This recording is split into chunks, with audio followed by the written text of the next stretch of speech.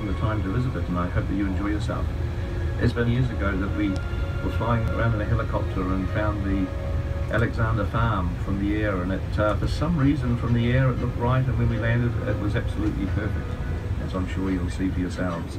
So thank you very much to the Alexander family for their brilliant support over the years, and especially to Russell, who has been the greatest business partner to have, and as you'll see yourself, doing a fantastic job, making you very welcome. So thank you and enjoy yourselves. From the entire Alexander family and everyone here on set, we're thrilled to have you. The tour starts with a journey through the 1,250-acre local sheep and beef farm. It's these rolling green hills that attracted the location scouts way back in 1998. After the completion of filming The Lord of the Rings in 2000, the set was torn down and Hobbiton was left as little more than a sheep paddock. So when Peter and his team returned for The Hobbit, they seized the opportunity to partner up and rebuild the set permanently. And it's been growing ever since.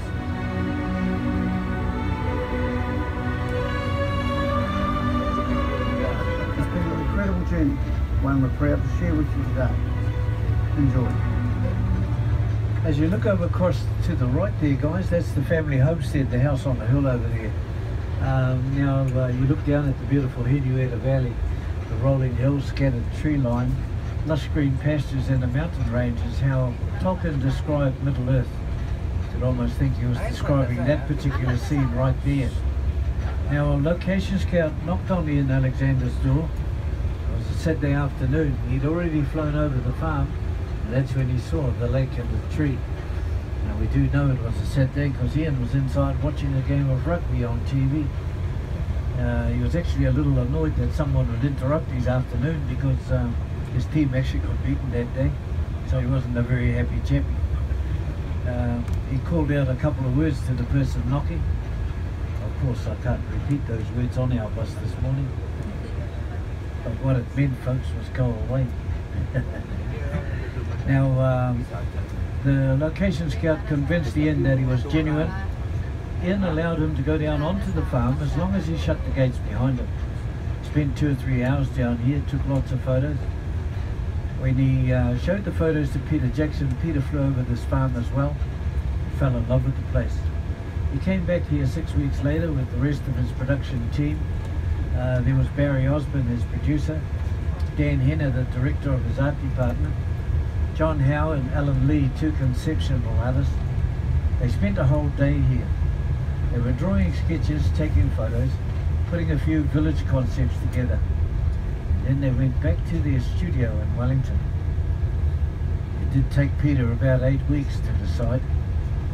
See, he'd already chosen 12 other locations he was going to use. He was looking for a place where he could film Bilbo Baggins' 111th birthday party. But when he found the Alexander farm, he realised he didn't need those first 12 locations, so he cancelled it. He could actually build the entire village right here in one spot. He came back here, put a contract in front of the family and had the family sign confidentiality agreements. 6 months of negotiations went by before he told the family what the movie was. I'm here to make a movie called The Lord of the Rings. Ian Alexander looked at him and said, "The Lord of the what?" That's when Russell tells us he gave his dad a kick under the table. Said, "It's okay, Dad, you just nod your head and say yes." Now that's how it started for the family. And the first item on the agenda after our negotiations was actually to build our roads. We have to thank Helen Clark, our Prime Minister at the time. She allowed the New Zealand Army to do the work free of charge. They did foundations for the buildings and landscaping of the hobbit holes as well. And although they signed confidentiality agreements, it wasn't long before they went down to the local pub in Matamata one night. And pretty soon that entire town knew what was happening on our farm. But there's our village down to the right there, guys. You've got an oak beer barrel on a cart in the foreground. The mill house is the first building that you see on the left. You walk over the double arch stone bridge. On the other side of the lake is the Green Dragon pub. Now Jake here has got a complimentary drink for each and every one of you guys. And the only condition that we have, guys, is you arrive there at the same time as Jake. When Peter finished the Lord of the Rings movies, he was asked to take his movie set off the farm. Halfway through that exercise, a storm hit this valley. Now he and Alexander gave him an extra 6 months. In that time, people kept on asking if they could come and have a look around, and that's really where this family got the idea from. You know, they had their first tour in 2002, and there were only 4 people in a minivan. It's a vastly different operation we run today. Just down here on the right hand side is a place known as Dusty Haven. It's a base for our maintenance and gardening crews. It was known as the technical car park in the early days. Over 150 vehicles parked all the way along here, all filled with Peter's technical equipment. Where the containers are is where they built these hobbit holes for the Lord of the Rings movies, out of polystyrene and untreated plywood. But in 2008, Peter came back and asked the family if he could film the Hobbiton series. It was when they made the buildings out of permanent materials. That's what we're going to see today. That narrow strip of land on the left-hand side was known as the Animal Kingdom. There were 29 of them. Clydesdale horses, the red and white oxen, Jersey cows, and Leroy, that big white pig. They had some goats and chickens. And of course the sheep that were chosen, folks, were actually the Suffolk sheep from England. Our sheep rocked up for auditions, as you can see, but Peter rejected them when he said, you, and yous are useless. I went and made that up to you, fellas. That's one of my best jokes. Just on the left-hand side of you guys is where they had their base camp. Now Peter had to feed 300 to 400 people a day. Had trailers for the makeup artists and costume designers. There was a huge canteen in the middle that could cater for 600 people in one sitting. Caravans for the main actors to relax in. There were generators for power. They used mobile evolution blocks, of course, and fresh water was brought in every day. Peter himself had his own caravan up on the left there on that hill.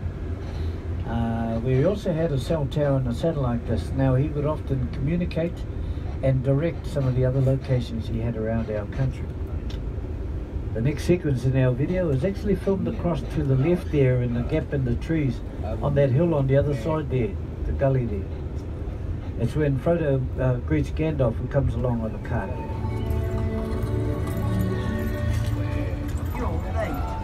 So he says, you're late. A wizard is never late, Mr. Baggins. Nor is he early. He arrives precisely when he means to. So there you are, folks. Wizards are just like bus drivers. We're never late, are we, Jack? You shall pass.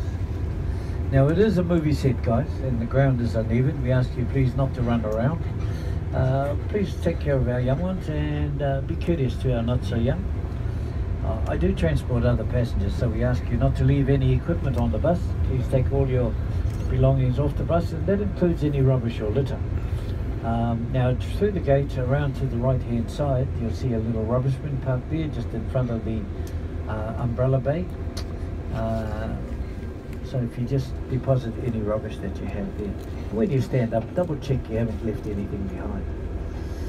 I say to you in my Maori language, ka kite anō. Now that means see you later. I'm going to add the word alligator. Some of you might remember that song and say to me in a while, crocodiles. Thank you, folks. Laughter's good for the heart.